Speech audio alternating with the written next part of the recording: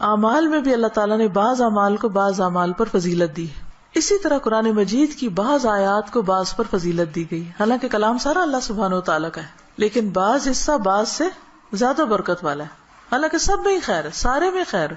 تو اسی میں سورۃ الفاتحہ کا ایک خاص مقام ہے. اور سورۃ الفاتحہ جو ہے اس کو سورۃ شفا بھی کہا گیا ہے، رقیہ بھی کہا گیا ہے. اس کو ہر نماز میں پڑھنے کو واجب قرار دیا گیا ہے. اور پھر اس کو پڑھ کر اگر دم وغیرہ کیا جائے تو وہ بھی فائدہ مند ہوتا ہے. اور تجربے سے یہ بات ثابت ہے. جب صحابہ کرام میں سے کسی ایک نے راستے میں کسی سفر کے دوران ایک قبیلے کے سردار کو جو بچھو کاٹ گیا تو اس پر دم کیا تو اس کو آرام آ گیا، جبکہ اس کو کسی اور چیز سے فائدہ نہیں ہو رہا تھا. تو اب یہ جو خصوصیت سورۃ الفاتحہ کے اندر ہے وہ کسی اور حصے میں اس طرح نہیں ہے. اسی طرح سورۃ البقرہ کی آخری 2 آیات بھی بہت اہمیت کی حامل ہیں. اور ان کی ایک فضیلت جو یہاں پتہ چلتی ہے کہ ان کو پڑھ کر اگر کوئی شخص دعا کرتا ہے تو وہ دعا قبول ہوتی ہے. ایک اور حدیث میں آتا ہے، عبداللہ بن مسعود سے روایت ہے کہ جب رسول اللہ صلی اللہ علیہ وسلم معراج پر تشریف لے گئے تو آپ سدرۃ المنتہا تک پہنچے. زمین سے جو کچھ بھی چڑھتا ہے وہ یہیں آ کر ٹھہر جاتا ہے، پھر لے لیا جاتا ہے، اور جو اوپر سے اترتا ہے وہ بھی یہیں ٹھہر جاتا ہے، پھر لے لیا جاتا ہے. اللہ تعالیٰ نے فرمایا یخشی السدرۃ ما یخشی، جب ڈھانپ رہا تھا سدرہ کو جو کچھ کے ڈھانپ رہا تھا.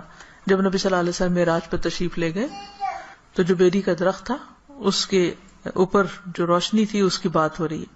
عبداللہ نے کہا کہ سونے کے پتنگے تھے وہ جو اوپر چھا رہا تھا. پھر رسول اللہ صلی اللہ علیہ وسلم کو وہاں 3 چیزیں دی گئی تھی. ایک تو 5 نمازیں، دوسری سورۃ البقرہ کی یہ آخری آیات، اور تیسری آپ کی امت میں سے اس شخص کے باقی تمام تباہ کرنے والے گناہوں کو اللہ نے بخش دیا جو اللہ کے ساتھ کسی کو شریک نہ ٹھہرائے، جو شرک نہ کرے. تو یہ 3 چیزیں ملی تھی جن میں نماز کا ذکر عام طور پر ملتا ہے کیونکہ اس کے بارے میں مزید وضاحت سے احادیث بھی ہیں. تو اس حدیث سے کیا پتہ چلتا ہے کہ سورۃ البقرہ کی آخری 2 آیات عرش کے نیچے سے ایک خاص خزانے سے نصیب ہوئی ہیں اور یہ نبی صلی اللہ علیہ وسلم ہی کو ملی ہے، باقی انبیاء کو نہیں دی گئی. ایک اور روایت سے پتہ چلتا ہے، نعمان بن بشیر سے روایت ہے کہ نبی صلی اللہ علیہ وسلم نے فرمایا کہ اللہ تعالیٰ نے آسمان و زمین پیدا کرنے سے 2000 سال پہلے ایک کتاب لکھی. اس کتاب میں سے 2 آیات اتاری جن کے ساتھ سورۃ البقرہ کو ختم کیا. کب کی بات ہے یہ؟ زمین و آسمان کے پیدا کرنے سے 2000 سال پہلے کی بات. قلم کب پیدا ہوا تھا؟ 50,000 سال پہلے، باقی چیزوں کی تخلیق کے. جس گھر میں 3 رات یہ آیات پڑھی جائیں شیطان اس کے قریب نہیں آتا. رسول اللہ صلی اللہ علیہ وسلم نے فرمایا مجھے سورۃ البقرہ کی آخری آیات عرش کے نیچے ایک خزانے سے دی گئی، مجھ سے پہلے یہ آیات کسی نبی کو نہیں دی گئی. یعنی یہ آپ کی خاص خصوصیت ہے کہ آپ کو یہ نصیب ہوئی. اور پھر ایک اور جگہ یہ بات بھی پتہ چلتی ہے ان آیات کے بارے میں کہ جو شخص رات کے وقت ان آیات کو پڑھ لیتا ہے تو وہ اسے ہر چیز سے کافی ہو جاتی. تو آپ اس کو اپنی عادت بنا سکتے ہیں، رات کو سونے سے پہلے پڑھ لیں یا کسی نماز میں پڑھ لیں، مغرب یا عشاء کی نماز میں پڑھ لیں یا ویسے ہی بیٹھ کے پڑھ لیں، کیونکہ ان کی فضیلت بہت زیادہ ہے. تو ان آیات کا ترجمہ جو ہے وہ آپ دیکھ سکتے ہیں قرآن پاک ترجمے والے سے.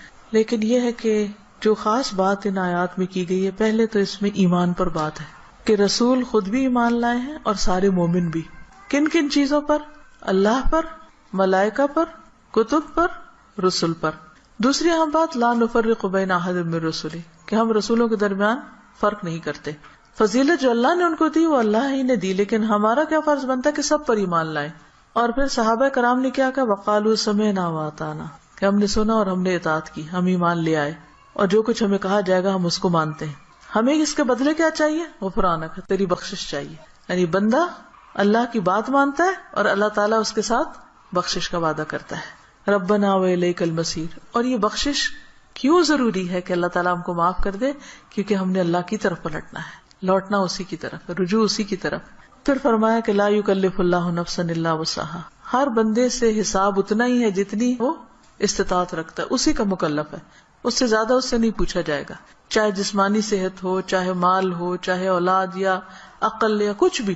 تو ہر شخص کا حساب اتنا ہی ہے. لہا ما کسبت وعلیہا ما اکتسبت، اسی کو ملے گا جو اس نے نیکیاں کی اور اسی کے ذمہ ہے وبال جو اس نے غلط کام کیے. فائدہ بھی اسی کا اچھے کام کرنے کا اور نقصان بھی اسی کا غلط کام کرنے کا. تو پھر ہم دعا کیا کرتے ہیں، ربنا لا تؤاخذنا ان نسینا او اخطانا، اللہ اگر ہم بھول جائیں یا ہم سے خطا ہو جائے تو تو ہمیں پکڑنا نہیں، مؤاخذہ نہیں کرنا. ربنا ولا تحمل علینا اصرا کما حملته علی الذین من قبلنا، اللہ ہم پر وہ بوجھ نہ ڈالنا جو ہم سے پہلے لوگوں پہ ڈالا، یعنی ان کی شریعتیں جو تھی وہ مشکل تھی، ہماری شریعت بہت آسان ہے. مثلا نبی صلی اللہ علیہ وسلم جب حج پہ تشریف لے گئے تو آپ نے کچھ ریچولز کی ایک ترتیب بتائی، لیکن چونکہ کراؤڈ بڑا تھا تو اس ترتیب میں کچھ لوگوں نے فرق کر دیا. کیا تھا کہ جیسے آپ پہلے رمی جمار کریں، پھر اس کے بعد سر مڈائیں، پھر اس کے بعد احرام کھول دیں، لیکن کچھ لوگوں نے اس ترتیب کو آگے پیچھے کر دیا. تو اس پر آپ نے فرمایا لا حرج، لا حرج، کوئی حرج نہیں، کوئی نقصان نہیں. تو یہ ہمارے دین کی ایک سہولت ہے، آسانی ہے. تو یہاں دعا یہ مانگی جا رہی ہے کہ یا اللہ جس طرح پچھلے لوگوں کے اوپر پابندیاں لگ گئی تھی یا ان کو کچھ مشکلات ہوئی تھی تو ہمیں اس سے محفوظ رکھنا. ربنا ولا تحملنا ما لا طاقت لنا بہ، اللہ ہمارے اوپر ایسا بوجھ نہ ڈالنا جس کی ہمیں طاقت نہیں. ہم دیکھیے کہ اگر ہم امن سے ہیں، سلامت ہیں، ہم سانس لے رہے ہیں، کھا پی رہے ہیں، جس کا مطلب اللہ کی رحمت ہے ہم پر. کوئی بھی چیز آپ دیکھیں کہ کسی وقت بھی آؤٹ آف کنٹرول ہو سکتی، سورج کسی وقت آؤٹ آف کنٹرول، ستارے آپس میں ٹکرا سکتے ہیں، زمین کے اندر سے لاوا ابل سکتا ہے، زلزلہ آ سکتا ہے، انسان کسی کام کرنے کی سکت نہ رکھے، بیٹھے بٹھائے اس کو کچھ ہو سکتا ہے، اس کے بولنے کی قوت، اس کے دیکھنے کی، اس کے سننے کی کچھ بھی چھن سکتی ہے. تو اللہ تعالیٰ سے ہم دعا کرتے کہ یا اللہ ہم پر وہ بوجھ نہ ڈال جس کے اٹھانے کی ہمیں سکت نہیں، یعنی ایسی کسی آزمائش میں نہ ڈالنا کہ جس سے ایمان جانے کا خطرہ ہو. کچھ دن پہلے مجھے کسی نے فون کیا اور بتایا کہ فلاں جگہ پر جو لوگ قید ہوئے تھے ان میں سے ایک کو 40 سال کی قید و مشقت کی سزا سنائی گئی. جگہ کا نام میں ویسے نہیں لے رہی کہ پھر پن پوائنٹ ہو جاتا ہے کہ کہاں کی بات. تو میری بیٹی نے کہا کہ میرے ذہن سے یہ بات اتر ہی نہیں رہی، کیونکہ جو اس آدمی کی بیوی تھی اس نے فوراً ہی کھلا لے لی کہ میں تو اتنا ویٹ نہیں کر سکتی، اور حالانکہ اس کی بچی بھی تھی چھوٹی. اور 40 سال تک کون جیتا ہے ماں باپ میں سے، بہن بھائیوں میں سے، کہ جو اس کو پیچھے ملنے کے لیے جائیں، اور سزا بھی کوٹڑی کی سزا ہے کیونکہ تکلیف دہ قسم کی سزا ہے. تو وہ کہتے ہیں اس شخص کی بیوی نے خود آ کے بتایا کہ میں یعنی کہ کس طرح یہ سب کچھ ہوا اور کیسے وہ پکڑا گیا اور کیسے سزا ہوئی، کس طرح میں نے خلا لے لی اور اب میں خود ارن کر رہی ہوں، اپنا زندگی چلا رہی ہوں. کہتی کہ مجھے جو چیز بہت زیادہ ڈسٹرب کر رہی ہے وہ یہ کہ دنیا میں بھی بعض اوقات لوگوں پر ایسی بڑی بڑی تکلیفیں آ جاتی ہیں کہ جس میں سارے ہی ساتھ چھوڑ جاتے ہیں، تو قبر میں کیا ہوگا، جہنم میں کیا ہوگا، کوئی حال نہیں پوچھنے آئے گا. اس لیے بہت ضروری ہے کہ ہم ایک تو دنیا میں بھی ایسی آزمائشوں سے پناہ مانگیں، کیونکہ آپ دیکھیں کہ آپ کو 40 سال ایک کمرے کے اندر رہنا پڑے یا ایک 4 دیواری کے اندر رہنا پڑے تو انسان کی حالت کیا ہو جائے. ہم اچھے بھلے کھاتے پیتے چلتے پھرتے، ہم کہتے ہیں جی اب ہمارے فزیکل چینجز آ رہے ہیں، اب ہم جوان ہو رہے ہیں، اب ہم بوڑھے ہو رہے ہیں، اب ایسا ہو رہا ہے، ابھی ویسا ہو رہا ہے. تو ایک شخص جس کی جوانی بڑھاپا سب کچھ ایک جیل کے اندر گزرے، اس کی کیفیت کیا ہو سکتی ہے جس کی کہ مجھے 40 سال یہاں رہنا ہے، 40 سال یہاں. اس کے لیے تو زندگی ایک طرح سے ختم ہے. تو میں نے اس کو سمجھایا کہ دیکھو 40 کے بعد نکلے گا تو صحیح نا، اگر زندہ رہا، اول تو پتہ نہیں کب تک زندہ. سوچو ان لوگوں کے بارے میں، تم اس سے زیادہ ڈسٹرب ہو تم ان کے بارے میں کہ جو قبر میں اس سے بڑی جیل میں، اور جو آخرت میں پکڑے جانے والے ہیں، ان کا کیوں نہیں تم سوچ رہی؟ ان کے لیے کچھ کرو. ہم سب کا فرض بنتا ہے کہ کوئی اچھی بات ہمیں پتا ہے تو ہم دوسروں کے ساتھ شیئر کرتے رہیں تاکہ وہ بھی گناہوں سے بچیں. اسی سے آپ سوچیں کہ دنیا میں 40 سال ایک جیل میں گزارنا ایک وحشت ناک تصور لگتا ہے، کیونکہ ہم ریلیٹ کر سکتے ہیں نا اس کو. لیکن قبر میں کوئی چلا جاتا مٹی کے نیچے، بھول گئے سب کون گیا کیا ہوا، وہاں تو کسی کی چیخ بھی باہر نہیں سنائی دینی. اور لوگ کیسے کیسے غلط کام کر رہے ہیں، خود ہم پتہ نہیں کہاں کہاں غلطیاں کر رہے ہیں. اللہ تعالیٰ ہم سب کو معاف کر دے. تو بات یہ ہے کہ اللہ سے یہ دعا مانگتے رہنا چاہیے کہ یا اللہ ایسی ہمارے اوپر آزمائش نہ لانا، ایسی مشقت نہ آئے کہ جس کو ہم اٹھا نہ سکے، چاہے وہ کوئی بیماری ہو، کوئی مرض ایسا ہو. آپ دیکھیں کہ بعض بیماریوں میں پین ہوتی ہے، بعض میں تکلیف ہوتی ہے، ناقابل برداشت حد تک تکلیف ہوتی. اس وقت انسان کے لیے صبر کرنا اور اپنے آپ کو کنٹرول میں رکھنا کہ منہ سے کوئی غلط بات نہ نکلے، اور اگر منہ سے تو چھوڑے دماغ میں بھی برا خیال نہ، کیونکہ حدیث میں آتا نا کہ تم اس وقت تک نہ مرو جب تک تمہارا حسن ظن اللہ کے بارے میں نہ ہو. اس کا مطلب نہیں کہ موت اپنے ہاتھ میں لے لو، اس کا مطلب یہ ہے کہ مرتے وقت تم اللہ سے اچھا ہی گمان رکھو تو تمہیں موت آئے. لیکن آپ کو پتہ ہے جب تکلیف کی شدت ہوتی ہے نا تو گمان اچھا رکھنا سب سے مشکل کام ہے، بہت مشکل.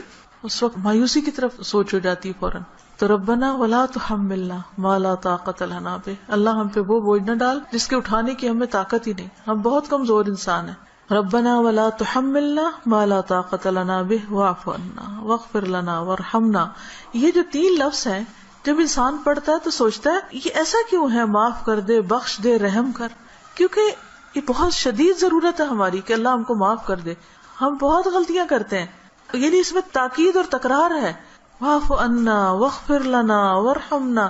اگر شعوری طور پہ ہم ہر روز پڑھیں کم از کم 1 دفعہ تو کتنا فائدہ ہو سکتا ہے.